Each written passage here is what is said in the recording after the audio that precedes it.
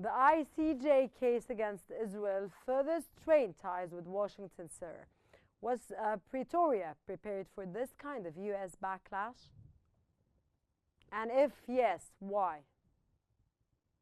I think it is not a secret that the US is very, very well aligned with Israel, the No, state of it's not a Israel. secret, sir. Therefore, it is not a surprise to me and to the people in government that have been taking the decisions that South African government will be taking the Israeli government to the ICJ. However, South Africa is a sovereign state that has the right to determine its policy, and this policy that the African National Congress has adopted is that of a moralistic stand on what is clearly not a right episode in history that is unfolding in Gaza at the moment. So I do not think it was intentionally to spite the US and its partners, but it is mainly about the solidarity against children, against women, the elderly, and the men that are dying on a daily basis. So on the principle, it is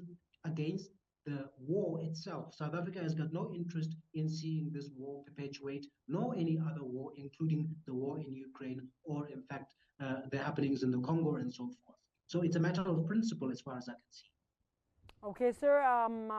We always know that South Africa is a strong country throughout history, which is not ever which no one can easily manipulate with South Africa. How do you read the meeting between Donald Trump and Ramaphosa today?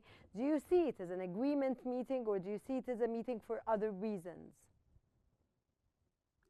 Indeed, I agree. And I think that the fact that President Ramaphosa eventually has gotten this opportunity to go to the US, and now, as we've heard in the meeting as it opens now, it seems as though it is an amicable reception. It seems that as though it is a reception that will have a robust discourse throughout his weeks of stay there. So I think the possibility of a good deal is there.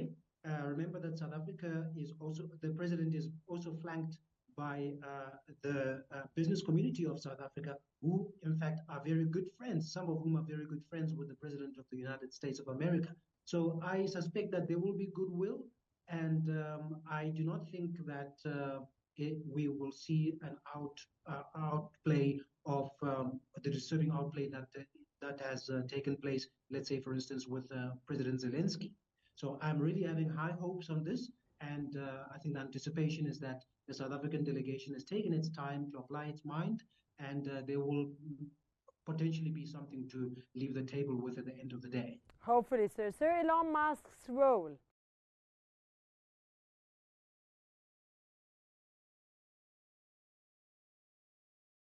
Much to Slavic ties, sir. I think the Elon Musk issue is very complex in itself because he's undoubtedly a very influential person in the White House. He certainly has the president's ear, and he's a powerful player. That is undeniable. However, Who is the powerful player, sir? He's very powerful in the American politics at the moment. You're referring to Elon Musk? Elon Musk, yes, in relation to Why do you think, sir, he's a powerful player? Look, we all know that he sponsored a great deal of President Donald Trump's campaign to run for his second go at the presidency of the US. Therefore, that alone gives him quite a considerable amount of power. And we've seen that great decisions have been made with his presence. He's ever okay, present. sir, got your point, but back to my question again. Elon Musk's role in South Africa's apparent policy crave out adds another layer. Is Ramaphosa giving too much to Slavic ties, sir? Yes, he does wield power, and here he does wield power because he also has business interests. He has business interests to deal with the communications department for his Starlink, for instance. He would like to do business with South Africa, the automotive industry.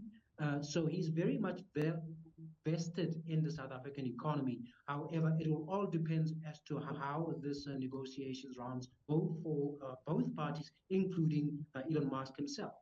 Sir, with the African Growth and Opportunity, of course, sir,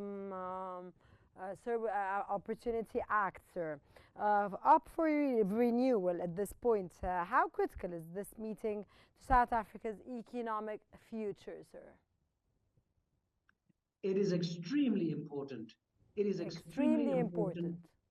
Yes, extremely so, because the AGOA agreement gives South African produce, agricultural produce particularly, a tariff-free entry into the United States.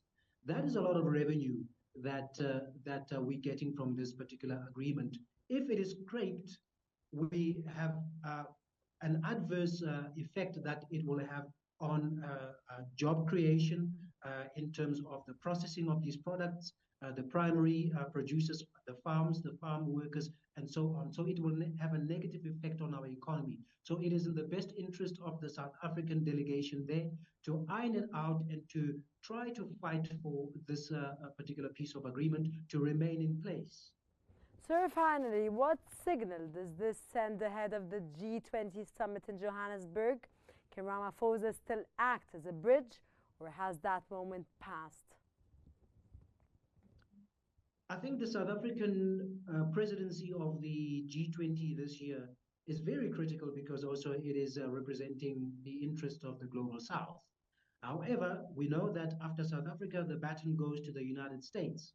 So the United States and South Africa have the perfect opportunity to align on critical issues on this forum. Because the worst thing that could happen is that these agreements, the symbolic agreements that can be reached now during this bout in South Africa, can be annulled when it's time for the United States Sir, why do chair you of think this. there's symbolic agreements? Look, the G20 is not a binding platform. So it is literally a high level lobbying and winning over exercise of states on key economic issues. So it is very important. However, it is not enforceable.